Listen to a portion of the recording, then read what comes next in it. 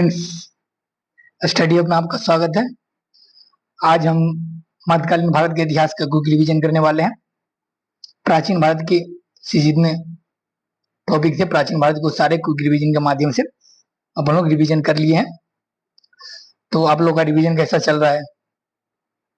आशा कर रहे हैं अच्छा ही चल रहा होगा। चलिए चालू करते हैं। मध्यकालीन भारत का इतिहास, ठीक।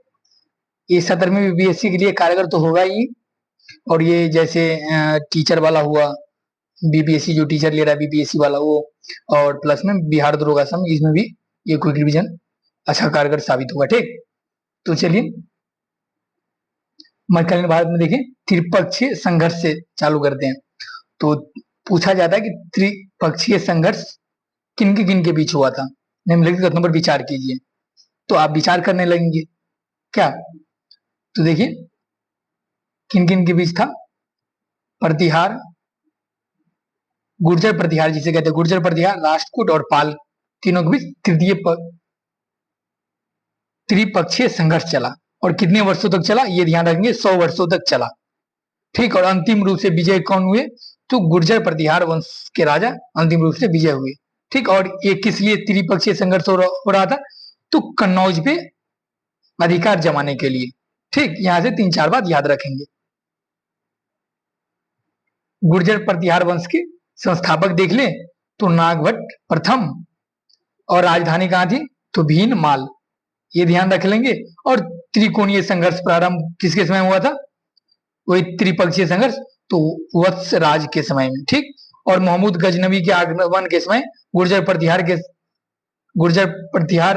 के शासक कौन थे? तो राज्यपाल शासक थे, न कि ये एक राज्यपाल होता था पद, वो नहीं, राज्यपाल शासक का नाम है, ठीक। तो ये पूछा जा सकता है कि मोहम्मद गजनवी जब आक्रमण किया तब गुर्जर प्रतिहार वंश के शासक कौन थे? तो निम्नलिखित विचार कीजिए, और उसमें होगा एक आंसर होगा राज्यपाल, ठीक। राष्ट्रकूट वंश के संस्थापक देख ले तो ये दंती दुर्ग हुआ, और राजधानी देख ले तो मान्यखेत। और एलोरा के कैलाश मंदिर का निर्माण किसने करवाया था? तो राष्ट्रकूट वंश के शासक कृष्ण प्रथम ने, ये ध्यान रख लेंगे। और अंतिम शासक कौन थे? तो कर्क द्वितीय, ठीक। और पाल वंश के बारे में जाने तो पाल वंश के संस्थापक कौन थे? तो गोपाल। और विक्रमशिला विश्वविद्यालय की स्थापना किसने की थी? तो धर्मपाल, ठीक। और अंतिम शासक कौन थे? तो गोविंद पाल।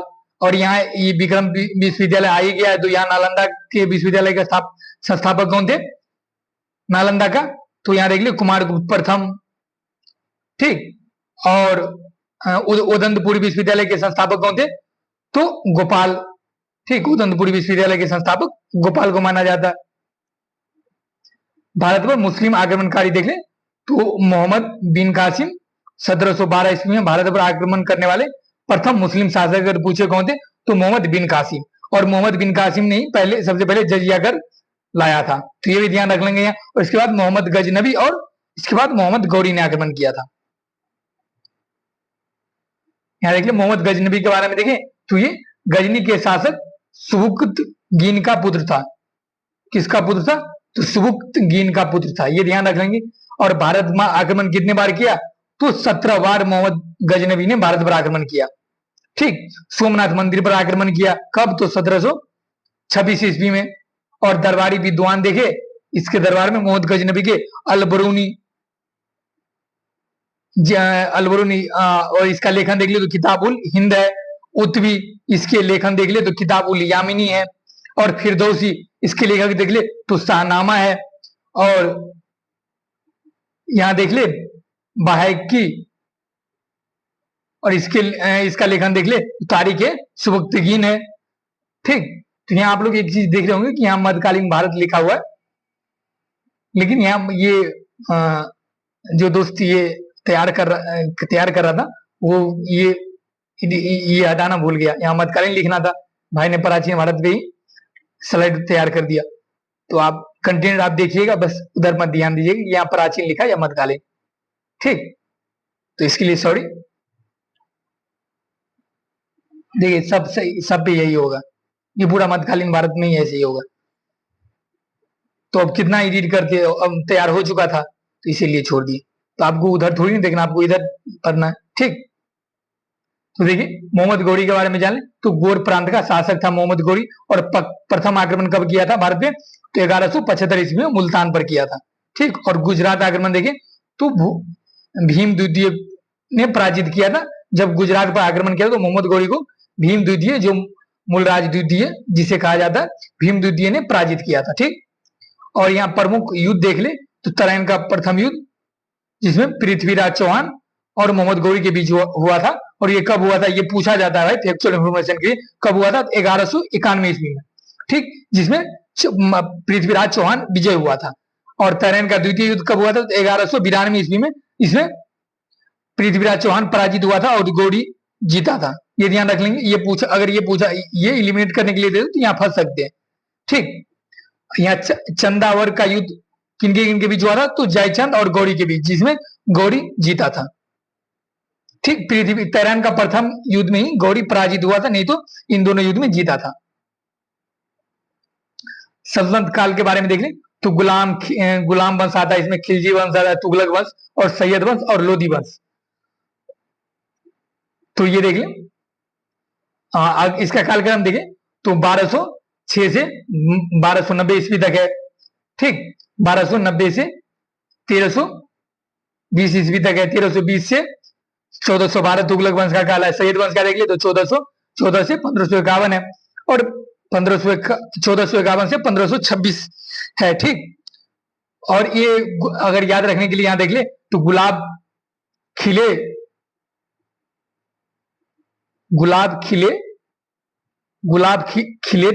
तोहरे सयल में, गुलाब खिले तोहरे सयल में, इस तरह करके याद रख सकते हैं। गु से गुलाम वंश, खिजले वंश, तू से तुगलक, से सैयद और लो से लोधी, ठीक। अब गुलाम वंश के सुल्तान के बारे में देख ली, मतलब तो पहले शासक कयूमर्स था, कैकुबाद। इसके बाद कुतुबुद्दीन ऐबक आराम शाह बना, तब इल्तुतमिश बना। इसके बाद फिरोज शाह बना, रजिया बनी। इसके बाद बहराम शाह बना, ठीक, इसे बलबन कहते थे। और इसके बाद अलाउद्दीन महमूद शाह बना, नासिरुद्दीन मोहम्मद बना और गयासुद्दीन बलबन बना, ठीक।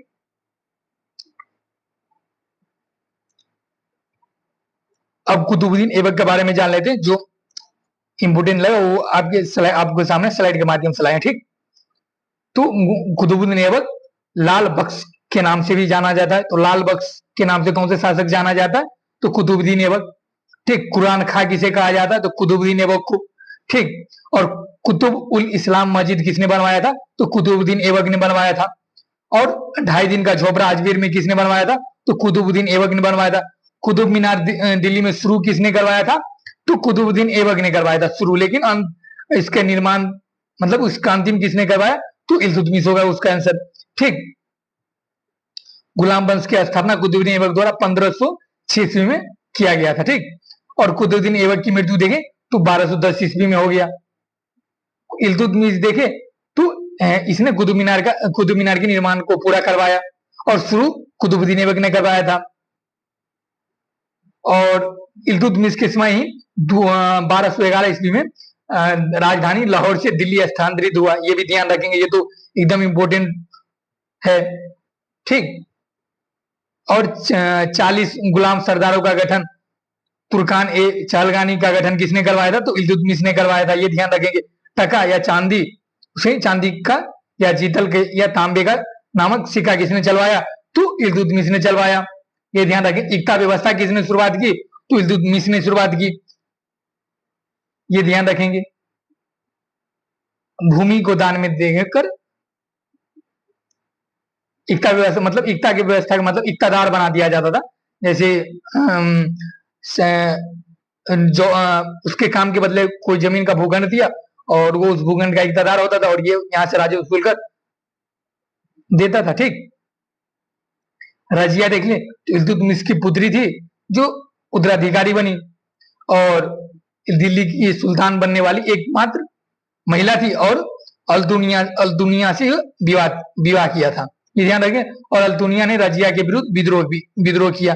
तो ये दोनों में कॉन्ट्राडिक्शन हो सकता है, क्योंकि इसने अल दुनिया ने विवाह किया और इसी ने इसके विरुद्ध विद्रोह किया था। तो ये दोनों याद रखेंगे यहाँ पे, ठीक। और बलबन के बारे में देखिए तो इसका वास्तविक नाम देखिए तो बहाउद्दीन था, और जिले इलाही की उपाधि किसने धारण की? तो बलबन ने धारण की, और स्वयं को नियामत एक खुदाई का और ईरानी परंपरा सिजदा और पाबोस लागू किया। सिजदा पाबोस किसने लागू किया? तो बलबन ने लागू किया। नौरोज त्योहार मनाना शुरू किसने किया? तो बलबन ने किया। लौ एवं रक्त की नीति किसने अपनाया? तो बलबन ने अपनाया। यहाँ तीन बात याद रहेंगे। सिजदा और पाबोस किसने लागू किया? नवराज त्योहार मनाना किसने शुरू किया? और लौ एवं रक्त की नीति किसने अपनाई? तो बलबन ने अपनाई। तुर्काने चलगानी को समाप्त किसने किया? तो बलबन ने। और चालू किसने किया था? तो इल्तुतमिश ने। ये ध्यान रखेंगे। जलालुद्दीन फिरोज शाह के बारे में देखें तो क्यूमर्स की हत्या कर खिलजी वंश की स्थापना की। गुलाम वंश के अंतिम शासक कौन थे? तो क्यूमर्स था। और मलिक छज्जू ने इसके समय विद्रोह किया, और 1596 में इसके भतीजे अलाउद्दीन ने हत्या कर दी, ठीक। यहाँ देखिए अलाउद्दीन खिलजी के बारे में देखिए तो ये सिकंदर द्वितीय की उपाधि धारण की। तो सिकंदर द्वितीय की उपाधि किसने धारण की? तो अलाउद्दीन खिलजी ने। और इसका कार्यकाल देख ले तो 1596 से 1316 ईस्वी है। और सिकंदर एहसानी इसे ही कहा जाता है, अलाउद्दीन खिलजी को। और प्रथम आक्रमण गुजरात के विरुद्ध किसने किया था? खिलजी वंश के शासक तो अलाउद्दीन खिलजी ने। और मलिक काफूर नामक दास गुजरात से ही प्राप्त किया था। तो ये मतलब बहुत तेज तराज दास था, मतलब एक सेनापति था। दास को मतलब इतना तेज तरार था कि इसे सेनापति बनाया गया था, ठीक। तो मलिक काफूर को कहां से प्राप्त किया? तो गुजरात से ही दास के रूप में प्राप्त किया था, ठीक। और इसके कार्य देख ले अलाउद्दीन खिलजी का। तो भूमि की पैमाइश करार लगान वसूल करना, इस हेतु दीवाने खराज नामक विभाग की स्थापना करना, बाजार नियंत्रण एवं मूल्य नियंत्रण की नीति लागू करना। ये ध्यान रखें, बाजार नियंत्रण एवं मूल्य नियंत्रण की नीति किसने अपनाई थी? तो अलाउद्दीन खिलजी ने अपनाई थी। घोड़ों को दागने और सैनिकों को हुलिया लिखने की प्रथा किसने प्रारंभ की थी? तो अलाउद्दीन खिलजी ने। ये इसलिए क्यों किया जाता है? क्योंकि मतलब बेहतर घोड़ा और कमजोर घोड़ा में कैसे पहचान किया जाए, इसीलिए ये किया जाता था, ठीक। और इसके अभियान देख ले अलाउद्दीन खिलजी के। तो गुजरात अभियान, उस टाइम शासक कौन थे गुजरात के? तो कर्णदेव थे। रणथोड़ अभियान किया तो हमीर देव थे रणथोड़ के शासक। मेवाड़ के शासक रतन सिंह के विरुद्ध विद्रोह किया था। मालवा के शासक महालक के विरुद्ध अभियान किया था। जालौर के शासक कलन के विरुद्ध अभियान किया था। देवगिरी के शासक रामचंद्र देव एवं शंकर देव के विरुद्ध अभियान किया था। वारंगल के शासक प्रताप रुद्र द्वितीय के विरुद्ध अभियान शुरू किया था। द्वार समुद्र के बारे में देखें तो वीर बल्लाल तृतीय के विरुद्ध अभियान किया था। और मदुरई के शासक वीर पांडे के विरुद्ध अभियान किया था। ये ध्यान रख लेंगे। तो इसमें ऐसे क्वेश्चन बन सकता है, ये तो शासक का नाम कभी पूछ सकता है अगर पूछना चाहे तो, लेकिन ये यहाँ अभियान का नाम पूछ सकता है। तो विचार कीजिए अलाउद्दीन खिलजी ने कहाँ कहाँ अभियान किया था, किस किस क्षेत्र में अभियान किया था, और ये 4-5 ऑप्शन दे देगा। और अंतिम बीएससी का ऑप्शन रहता है इनमें से सभी या इनमें से कोई नहीं, तो इनमें से सभी देगा और 4 ऑप्शन देगा और पांचवा इनमें से सभी, ठीक। तो यहाँ ये ध्यान रखेंगे गुजरात, रणथोड़, मेवाड़, मालवा, जालौर, देवगिरी और बरांगल, दुआर समुद्र और मदुरै, इन जगहों पे अभियान किया था अलाउद्दीन खिलजी ने। गयासुद्दीन तुगलक के बारे में देखें तो तुगलक वंश प्रारंभ हो गया। तुगलक वंश के संस्थापक देख ले तो गयासुद्दीन तुगलक है, और इसने उदारता की नीति अपनाई, ये ध्यान रखेंगे। नौरों का निर्माण करने वाला प्रथम सुल्तान कौन था? तो गयासुद्दीन तुगलक था, ये ध्यान रखेंगे। तुगलकाबाद नामक नगर की निर्माण किसने करवाया? तो गयासुद्दीन तुगलक ने करवाया, ठीक। ये देख ले मोहम्मद बिन तुगलक, इसका वास्तविक नाम देखें तो उलूग खां या जूना खां है, जूना खां था। ठीक, प्रमुख कार्य के दोआब में कर वृद्धि की, राजधानी दिल्ली से दौलताबाद स्थानांतरित किया, सांकेतिक मुद्रा का चलन किसने करवाया था? मोहम्मद बिन तुगलक। खुरासान एवं कराची अभियान, ठीक, किसने किया था? तो मोहम्मद बिन तुगलक ने किया था, ये ध्यान रखेंगे, क्योंकि ये अभियान खुरासान और कराची करके, और यहाँ अलाउद्दीन खिलजी के अभियान के में देके वहां कॉन्ट्राडिक्शन हो सकता है। ठीक, दीवाने अमीर कोई नामक कृषि विभाग की स्थापना किसने की? तो मोहम्मद बिन तुगलक। इब्न बतूता ने सुल्तान इब्न बतूता को सुल्तान ने दिल्ली का काजी नियुक्त किया। तो इब्न बतूता को किसने दिल्ली का काजी नियुक्त किया? तो मोहम्मद बिन तुगलक। ये ध्यान रख लेंगे इब्न बतूता के बारे में। और मोहम्मद बिन तुगलक के समय मोरक्को के यात्री इब्न बतूता कहां से आए थे? इब्न बतूता तो मोरक्को से आए थे, ये ध्यान रखें। और इसका ग्रंथ क्या है इब्न बतूता का? तो रेहेला। और मोहम्मद बिन तुगलक पता है पागल शासक भी कहा जाता है, क्योंकि ये इतने कार्यक्रम किए लेकिन कोई सही ढंग से चला नहीं, इससे जनता भी परेशान रहता और शासक भी परेशान। उसका नीति तो था अच्छा, बट वो सही ढंग से क्रियान्वयन नहीं हो पाया, तो इसके कारण ही इसे पागल सुल्तान कहा जाता है। और ये इब्न बतूता कहता भी है कि इसके मरने के बाद मतलब वहां के जनता ने राहत ली कि शासक से जनता को राहत मिली, और शासक को जनता से, और जनता को शासक से मुक्ति मिली। ठीक, ये कहा भी जाता है इसके बारे में। इसके बारे में तो ये ध्यान रखें मोहम्मद बिन तुगलक के बारे में कहा जाता है। फिरोज शाह तुगलक देख ले, तो फिरोज शाह तुगलक के बारे में तो इस्लामी कानून द्वारा स्वीकृत केवल 4 कर किसने लागू किया? क्या था? तो फिरोज शाह तुगलक। ठीक, वैसे जजिया कर किसने तो लागू किया था, लाया था? तो मोहम्मद बिन कासिम। खराज, खुम्स, जकात लगाया जाता था। खराज मतलब अधिक मतलब अधिशेष पे खराज लगाया जाता था। जजिया कर देंगे तो गैर ब्राह्मणों पर लगाया जाता था। ठीक, जकात कर मुस्लिमों पर लगाया जाता था। और खुश ये लूट का माल था, खुम्स। ठीक, ब्राह्मणों पर जजिया कर ससगनी नामक सिक्का चलवाया किसने? तो फिरोज शाह तुगलक। दीवाने खैरात, दार उल सफा, दीवाने बंदगान की स्थापना किसने की? तो फिरोज शाह तुगलक। खैरात देख ले, तो ये खैरात किससे संबंधित है? तो यहां देख ले, तो ये खैरात मतलब नहीं, खैरात में बटा दान, दया, धर्म, दान से। ठीक, यहाँ बंदा दास, ये दास से संबंधित है। बंदागन की स्थापना, दारुल ये मदिरा से संबंधित है। ठीक, सिंचाई कर देखे, हक ए सर्व लगाने वाली, सिंचाई कर किसने सबसे पहले लगाया? तो फिरोज शाह तुगलक ने लगाया। और सर्वप्रथम लोक निर्माण कार्य की स्थापना किसने की? तो फिरोज शाह तुगलक ने किया। ठीक, और इसके द्वारा बसाए गए नगर देखे तो फतेहाबाद, हिसार, फिरोजपुर, जौनपुर और फिरोजाबाद। ठीक, तो ये सारे नगर की स्थापना किसने किया? तो फिरोज शाह तुगलक ने। और नसीरुद्दीन मोहम्मद के बारे में देख ले, तो ये तुगलक वंश का अंतिम शासक माना जाता है।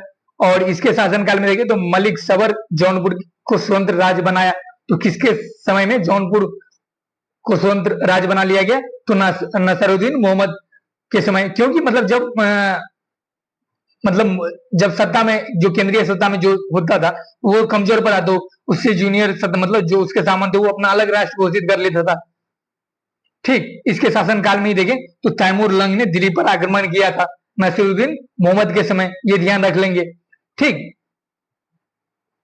और अगला देखें तो अगला देखते हैं, अब सैयद वंश देख लें। तो सैयद वंश के संस्थापक देखें तो खिरज खां है, और खिरज खां ने तैमूर लंग का सेनापति था। खिरज खां कौन था? तो तैमूर लंग का सेनापति था। और तैमूर लंग ने किसके समय में आक्रमण किया था भारत में? तो नसीरुद्दीन मोहम्मद के समय। ठीक, ये ध्यान रख लेंगे।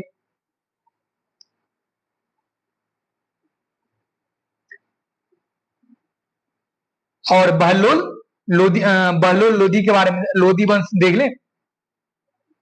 लोधी वंश देख ले तो लोधी वंश के संस्थापक कौन माना जाता है? तो बहलोल लोधी। ठीक, लोधी वंश के संस्थापक कौन माना जाता है? तो बहलोल लोधी। और बहलोल नामक सिक्का चलवाया इसने। ठीक, और जौनपुर राज्य को जीतकर दिल्ली संसद में मिला लिया किसने? तो बहलोल लोधी। और किसके समय में? नसरुद्दीन मोहम्मद तुगलक के समय में जौनपुर अलग हुआ था, लेकिन वो बहलोल लोधी ने फिर जीतकर दिल्ली संसद में मिला लिया। ठीक, ये ध्यान रखेंगे। और यहां देख ले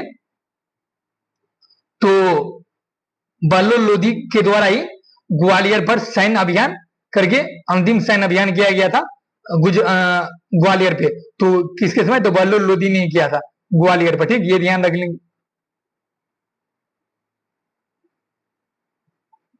ठीक, और सिकंदर लोधी के बारे में देख ले तो ये आगरा शहर बसाया और राजधानी भी बनाया। तो किसने आगरा शहर बसाया और राजधानी बनाया? तो सिकंदर लोधी ने। और कब बसाया? तो 1504 ईस्वी में।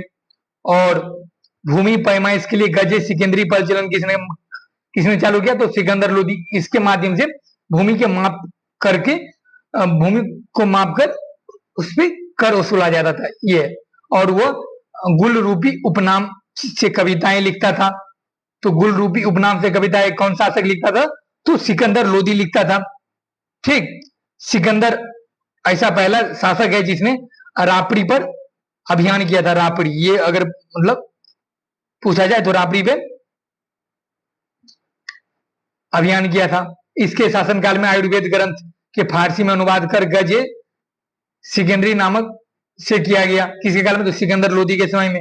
और मान विद्या के ग्रंथ देखे तो लज ए सिकंदरी शाही की रचना हुई थी। किसके काल में?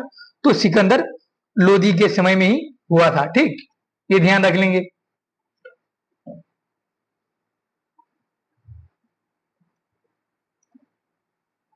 और इब्राहिम लोधी के बारे में देखे तो दिल्ली सल्तनत का अंतिम शासक कौन था? तो इब्राहिम लोधी, ये ध्यान रखेंगे। और इब्राहिम लोधी और राणा संगा के बीच कौन सा युद्ध हुआ था? तो खतौली का युद्ध हुआ था। और कब हुआ था? ये ध्यान रखेंगे। तो 1518 ईस्वी में हुआ था, जिसमें इब्राहिम लोधी की हार हुई थी और राणा संगा की जीत हुई थी। इब्राहिम लोधी और बाबर के बीच पानीपत का प्रथम युद्ध हुआ 1526 ईस्वी में, ये ध्यान रखेंगे। और पानीपत के प्रथम युद्ध में ही इब्राहिम लोधी पराजित हुआ और मारा भी गया। ठीक, और इसे बुलाया किसने था? तो पंजाब के शासक दौलत खां, क्योंकि ये इब्राहिम लोधी किस युद्ध नीति के मामले में प्रकाष्ठा पे पहुंच रही थी और ये राज को अपने साम्राज्य में मिलाते जा रहे थे। तो पंजाब के शासक दौलत खां को यह आशंका हुआ कि मेरे राज को ही मिला लेगा। तो इसने उसे तो काबुल तो हाथ से चला गया था बाबर को। तो बाबर को वहां मतलब बाबर को कहीं ना कहीं तो जाना था, लेकिन संजोग बस दौलत खां ने बुला लिया भारत। तो आया और यही पानीपत का युद्ध हुआ। पानीपत का प्रथम 1526 ईस्वी में इब्राहिम लोधी बाबर के बीच, जिसमें इब्राहिम लोधी पराजित हुआ। और सल्तनत काल इन प्रमुख प्रशासनिक अधिकारी के बारे में देख ले। वजीर कौन से विभाग का कार्य करता था? तो वित्त विभाग का प्रमुख होता था। और आरिज मुमालिक देखे तो सैन्य विभाग का प्रमुख होता था। दीवान इंसा या दबीर रसालत देखे तो ये शाही पत्र व्यवहार विभाग का प्रधान अधिकारी होता था। दीवान रसालत देखे तो ये विदेशी विभाग का अध्यक्ष होता था। सर्द उस सुदूर देखे तो ये धर्म विभाग का प्रधान होता था। तो ये कैसे पूछेगा पता है कि निम्नलिखित में विचार कीजिए और वजीर इनमें से कौन सा सुमेलित नहीं है। एक सेट पदनाम दे दिया और एक सेट कार्य दे दिया और आपको बोल देगा कि निम्नलिखित में विचार कीजिए इनमें से कौन सा सही नहीं है या कौन सा सुमेलित है। और ई ऑप्शन होगा इनमें से सभी या इनमें से कोई नहीं। तो ऐसे करके यहाँ मिलाने के लिए आप मॉक टेस्ट बना रहे होंगे तो आप समझ भी रहे होंगे कि ऐसे क्वेश्चन कैसे बनता है। ठीक, काजी उल कुजात देखे तो न्याय विभाग का प्रधान अधिकारी होता था। बरीदेव मुमालिक देखे तो गुप्तचर विभाग का प्रधान होता था। ठीक, वकील हाजिब देखे तो ये दरबारी शिष्टाचार संबंधित प्रमुख अधिकारी होता था। वकील हाजिब। ठीक, और सर ए जहादार किसका प्रमुख होता था? तो सुल्तान के अंगरक्षक के रूप में कार्य करता था ये। और मुस्तौफी ए मुमालिक देखे तो महालेखा परीक्षक के रूप में कार्य करता था वो। और मुशरिफ ए मुमालिक देखे तो मालेकाकार के रूप में कार्य करता था वो, ये ध्यान रखेंगे। ठीक, यहां देख ले तो नयाब ए मामलिकात देखे जो प्रशासन का संचालन करता था, जिसके संस्थापक कौन थे, तो बहराम शाह था। ठीक, दीवान अर्ज किसने लागू किया था, ऐसे कैसे पूछते, दीवान अर्ज किसने लागू किया था, दीवान रियासत किसने लागू किया था, और उसमें एक दो तीन चार ऑप्शन दे देगा और ये फैक्चुअल इंफॉर्मेशन क्वेश्चन बन जाएगा। और वही निम्नलिखित विचार कीजिए, और हम मानवशील हम विचारशील प्राणी होते हैं, हम लोग विचार करने लगेंगे, है कि नहीं। देखिए, तो दीवान अर्ज सैन्य विभाग को कहा जाता था, इसे किसने स्थापना किया था, तो बलबन ने किया था, ये ध्यान रख लेंगे। दीवान रियासत जो बाजार का नियंत्रण करता था, इसको किसने लागू किया, तो अलाउद्दीन खिलजी ने लागू किया था। दीवान मुस्तखराज जो बकाया राजस्व वसूली करता था, इसे किसने लागू किया, तो अलाउद्दीन खिलजी ने लागू किया था। दीवान अमीर कोई कृषि विभाग, इसने मोहम्मद बिन तुगलक ने लागू किया था। दीवान बंदगान दासों की देखरेख करना, जिसे किसने लागू किया था, तो और यह स्थापना किया था, यह लागू किया था, वही हुआ तो फिरोज शाह तुगलक। दीवान खैरात दान विभाग देखिए तो फिरोज शाह तुगलक, और दीवान सफा चिकित्सा विभाग के रूप में कार्य करता था, और ये फिरोज शाह तुगलक ने लागू किया था। ठीक, यहां देख लेते हैं कि स्थापत्य कला कौन से शासक का स्थापना किया और ये कहां पे स्थित है, तो कुतुबुद्दीन ऐबक देख ले तो कुतुब उल इस्लाम मस्जिद का निर्माण करवाया, और 2.5 दिन का झोपड़ा और कुतुब मीनार का, और कुतुबुल उल इस्लाम मस्जिद है कि तो दिल्ली में है, और 2.5 दिन का झोपड़ा अजमेर में, और कुतुब मीनार दिल्ली में है। ठीक, इल्तुतमिश देखे तो सुल्तान गढ़ी का मकबरा बनवाया जो दिल्ली में है। मदरसा ए मोइजी बनवाया जो दिल्ली में है। बलबन क्या बनाया, बलबन का मकबरा बनवाया जो दिल्ली में है। लाल महल बनवाया जो दिल्ली में है, लाल किला ने भाई, लाल महल। ठीक, अलाउद्दीन खिलजी ने का अलाई दरवाजा बनवाया जो दिल्ली में है। हजार सिद्दून किसने बनवाया था, अलाउद्दीन खिलजी ने बनवाया और जो दिल्ली में है। ठीक, मोहम्मद बिन तुगलक ने अलाउद्दीन खिलजी ने जमात खाना भी मस्जिद भी बनवाया था जो दिल्ली में है। और मोहम्मद बिन तुगलक आदिलाबाद का किला बनवाया, और शेख निजामुद्दीन औलिया का मकबरा बनवाया जो दोनों दिल्ली में है, ये ध्यान रखेंगे। इब्राहिम लोदी ने सिकंदर लोदी का मकबरा बनवाया जो दिल्ली में है। और ग्रंथ देख ले, संतकालीन साहित्य देख ले तो, और इसके लेखक देख लेते हैं, पूछ लेता है कि भाई तारीख यामिनी के लेखक कौन है, किताब उल हिंद के लेखक कौन है, फैक्चुअल इंफॉर्मेशन के लिए पूछ सकता है भाई। और वही एलिमिनेट करने वाला क्वेश्चन बनाया एग्जाम में, तो यही बनाएगा, निम्नलिखित कथनों पर विचार कीजिए, इनमें से कौन सा सही नहीं है, और ये 4-5 ऑप्शन देगा, और उसमें अपने लोगों को चूज करना रहता है। तो यहाँ ये पता रहेगा तो आप चूज कर लेंगे, वहां आंसर दे देंगे। ठीक, तो किताब उल हिंद के लेखक कौन है, ये देखिए, और उसे ही ताकि ए हिंद कहते थे, इसके लेखक अल बुरूनी हुए। तारीख यामिनी के लेखक उद्वी है।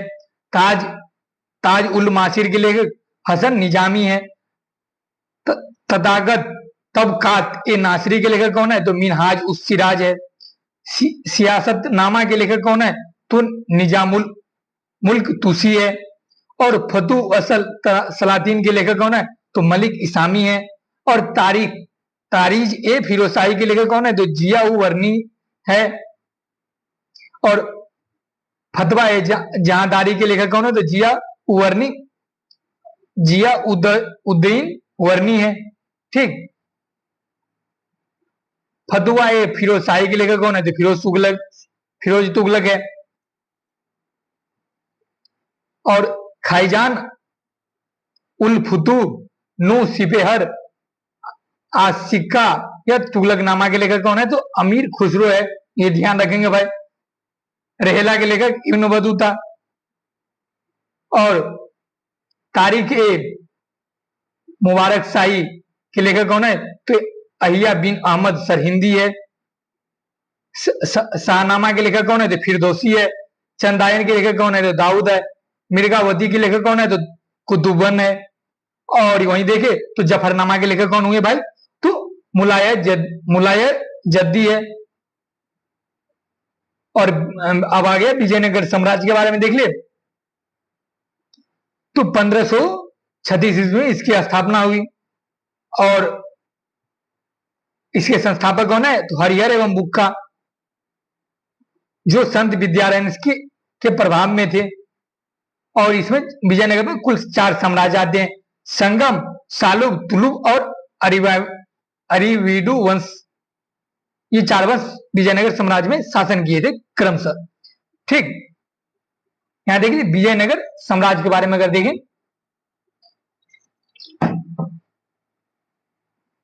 ठीक, ये संगम वंश से चालू करते। संगम वंश का कालक्रम देख ले तो 1336 से 1450 ईस्वी। और हरिहर प्रथम, बुक्का प्रथम, हरिहर द्वितीय और विरूपाक्ष प्रथम, देखिए तो ये दोनों मतलब ये सारे लोग ये कार्यकाल, इनके कार्यकाल बटे हुए। बुक्का द्वितीय हुए, देवराय प्रथम हुए, देवराय द्वितीय, मल्लिकार्जुन खड़गे ने भाई, मल्लिकार्जुन, विरूपाक्ष, ये सारे उस टाइम के क्रमशः शासक हुए थे संगम वंश में। ठीक, सालू वंश के कार्यकाल देख ले तो 1450 से 505 ईस्वी है। और शासक देख ले तो नरसिंह, सालू और नरसा नायक ये प्रमुख शासक हुए थे। और यहां देख ले तुलु वंश का कार्यकाल देख ले तो 1505 ईस्वी से 1565 ईस्वी। और प्रमुख शासक देख ले तो वीर नरसिंह, कृष्ण देव राय, अच्युत राय, वेंकट प्रथम और सदाशिव राय। ठीक, अरिवीडु वंश का कालक्रम देखें तो 1570 से 1647 ईस्वी। और तिरुमल शासक हुए जिसके संस्थापक, इसमें जो प्रथम शासक का नाम हरवंश में है ना, वो उसके शासक है। ठीक, ये ध्यान रख लेंगे आप। तो संगम हरिहर प्रथम, सालू वंश नरसिंह, तुलु वीर नरसिंह और अरिवीडु तिरुमल। ठीक, अब प्रमुख घटनाएं देख ले विजयनगर साम्राज्य वाली। तो विजयनगर साम्राज्य का पहला शासक कौन हुआ था? तो हरिहर प्रथम था। और कुमार कंपन की मथुरा विजय के उपलक्ष्य में उसकी पत्नी गंगा देवी ने कौन सी ग्रंथ की रचना की थी? तो मधुरा विजयम। किसके उपलक्ष्य में? तो मधुरा विजय के उपलक्ष्य में। ये तो ध्यान रहेगा, लेकिन किसकी पत्नी? तो कुमार कंपन। और नाम क्या था? तो गंगा देवी, ये ध्यान रख लेंगे। और वेद मार्ग प्रतिष्ठा पत्र की उपाधि किसने धारण की थी? तो बुक्का प्रथम ने धारण की थी। सोनार की बेटी का युद्ध किन किन के बीच हुआ था? ये ध्यान रखेंगे भाई, ये कभी कभी सुनने को मिलता होगा, नहीं तो शायद ही क्लास में ये सुने भी होंगे, क्योंकि इसे छोड़ दिया जाता है ये फैक्चुअल इंफॉर्मेशन को। किन के बीच हुआ था? तो देवराय प्रथम और बहमनी शासक फिरोज शाह के बीच हुआ था सोनार की बेटी का युद्ध। ठीक, गज बेटकर की पदवी किसने धारण की थी? तो देवराय द्वितीय ने, ये ध्यान रखेंगे। देवराय द्वितीय को क्या और क्या नाम से जाना जाता था? तो इमाडी देवराय। ठीक, कृष्ण देव राय ने किसकी उपाधि धारण की? तो आंध्र भोज, यवन राज स्थापनाचार्य की उपाधि धारण की। ठीक, अमुक्ता, ऊपर थोड़ा कर लेते हैं। अमुक्ता माल्यद जामवती कल्याणम के लेखक कौन है? तो कृष्णदेव राय, ये ध्यान रख लेंगे। ठीक, हजारा राम स्वामी का मंदिर और विठल स्वामी का मंदिर किसने निर्माण करवाया? तो कृष्ण देव राय। हजारा राम स्वामी का मंदिर और विठल स्वामी का मंदिर, ये ध्यान रख लेंगे। नागलपुरम नगर की स्थापना, नागलपुर लिखा हो तो भी सही है। नागलपुर नगर की स्थापना किसने की? तो कृष्णदेव राय ने। और तालीकोटा का युद्ध देखे, तालीकोटा के युद्ध के बारे में देखे भाई, किन किन के बीच हुआ था? तो यहां देख लेते हैं पहले विजयनगर साम्राज्य और बीजापुर, अहमदनगर, गोलकुंडा और बीदर, ये सारे राज्य मिलकर विजयनगर को पराजित किया था। ठीक, और ये कब हुआ था? तो 1565 ईस्वी में ये पूछा जाता है। और मेन बात ये पूछा जाता है कि इन सारे छोटे राज्यों में कौन से शामिल नहीं थे? ये नहीं पूछा जाएगा भाई कि कौन शामिल थे, पूछा ये जाएगा कि कौन शामिल नहीं थे। तो यहाँ कहीं आपको दिख रहा है कि बरार, बरार शामिल नहीं था, ये ध्यान रख लेंगे। बरार शामिल नहीं था तालीकोटा के युद्ध में, ये ध्यान रख लेंगे। ठीक, और तालीकोटा के युद्ध को ही राक्षसी तागरी का युद्ध या बन्नीहट्टी का युद्ध के नाम से जाना जाता है। ठीक, जिसमें विजयनगर के तरफ से नेतृत्व कौन कर रहा था, तो रायमलाई कर रहा था, ये ध्यान रख लेंगे। विजयनगर साम्राज्य में भू राजस्व को क्या कहा जाता था, तो शिष्ट कहा जाता था, और भू राजस्व विभाग को क्या कहा जाता था, तो अठवने कहा जाता था। भू राजस्व को शिष्ट और भू राजस्व विभाग को अठवने कहा जाता था, ये ध्यान रख लेंगे। और प्रशासनिक इकाई देख ले, तो प्रशासनिक इकाई देख ले विजयनगर कोट्टम या वेलनाइडू, जिसे जिला कहा जाता था। पहले ये देख लेते बटा किस किस में था, तो देखिए कोट्टम या वेलनाइडू, नायडू, बेलग्राम और उड़ में बटा था। और वेलनाइडू देखे तो जिला को कहा जाता था, नायडू देखे तो परगना, और बेलग्राम देखे तो 50 गांव के समूह को मेलाग्राम कहा जाता था। और उड़ गांव ग्राम को कहा जाता, जो ग्राम की गांव को उड़ कहा जाता, जो ग्राम शासन की सबसे छोटी इकाई थी, ये ध्यान रखेंगे। और यहाँ देख लेते हैं, ये सबसे तो महत्वपूर्ण बात ये है भाई कि ये पूछा जाता है कि ये मान लीजिए निकोलो कोंटी किसके दरबार में आया था, डोमिंगो पाइस किसके दरबार में आया था, निम्नलिखित पर विचार कीजिए। और हम विचार करने लगेंगे और विचार करके कि भी गलत आंसर देंगे अगर ये पता नहीं रहेगा तो। ठीक, तो चलिए देख लेते हैं भाई, थोड़ा बड़ा कर देते हैं ताकि आपको दिखे सही से। ठीक, अब तो दिख रहा होगा। निकोलो कोंटी देख ले, जो इटली से आए थे, किसके दरबार में, तो देवराय प्रथम के दरबार में, ये ध्यान रख लेंगे। देवराय प्रथम ऐसे करके जा रहे हैं, निकोलो कोंटी, देवराय प्रथम।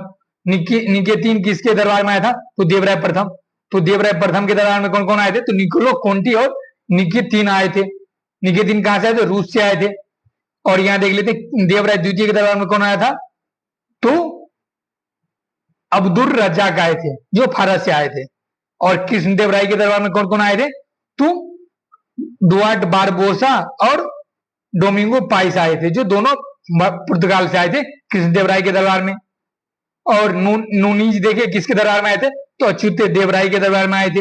और सीजर फ्रेडरिक देखे किसके दरबार में आए थे, तो सदाशिव राय के दरबार में आए थे। ठीक, ये ध्यान रख लेंगे। अब देख लेते बहमनी साम्राज्य। अब देख लेते बहमनी साम्राज्य के संस्थापक देख ले कौन थे, तो हसन गंगू, उसे या जफर खां कहा जाता था, अलाउद्दीन हसन बहमन शाह कहा जाता। और स्थापना कब हुआ था, ये ध्यान रखेंगे 1357 ईस्वी में, सॉरी 1347 ईस्वी में।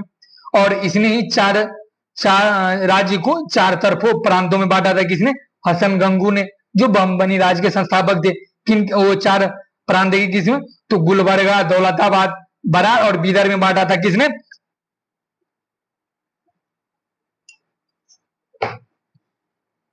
तो बहमनी राज्य के संस्थापक हसन गंगू ने बांटा था। और बहमनी साम्राज्य के अंतिम शासक कौन थे, तो कलीम उल्लाह थे। ठीक, कलीम उल्लाह की मृत्यु के बाद बहमनी साम्राज्य में 5 स्वतंत्र राज्य बट गया। जब ये शासक कमजोर पड़ेगा तभी उसके सामंत छोटे छोटे राज्य स्वतंत्र होना चालू कर देंगे, क्योंकि कौन चाहता है किसके अधीन रहने के लिए भाई। तो बीजापुर के शासक देख ले कौन थे, तो यूसुफ आदिल शाह, और वंश क्या था, आदिल शाही वंश। तो वंश याद रखने में तो फर्क नहीं पड़ेगा जब ये संस्थापक पता हो कौन है संस्थापक बीजापुर के थे, तो आदिल शाह। कुतुब शाह कहाँ के थे, गोलकुंडा के शासक थे, और वंश क्या हुआ, कुतुब शाही हुआ। अहमदनगर के शासक कौन हुए, तो मलिक अहमद हुए, और निजाम शाही वंश था। बीदर के संस्थापक अमीर अली वरीद, जो बरीद शाही था वंश। बरार के संस्थापक कौन थे, तो फतेह उल्लाह इमाम था, जो इमाम शाही। तो यहाँ नाम था तो वही वंश था। एक अहमदनगर देख ले तो निजाम शाही वंश है, एक ध्यान रख लेंगे। और यहाँ देखिए कालक्रम अगर पूछा जाए कि कौन कब स्वतंत्र रूप में आया, तो देख लेते हैं। कालक्रम 1489 में बीजापुर, 1518 में गोलकुंडा, अहमदनगर 1490 और 1527 में बीदर और 1499 में बरार।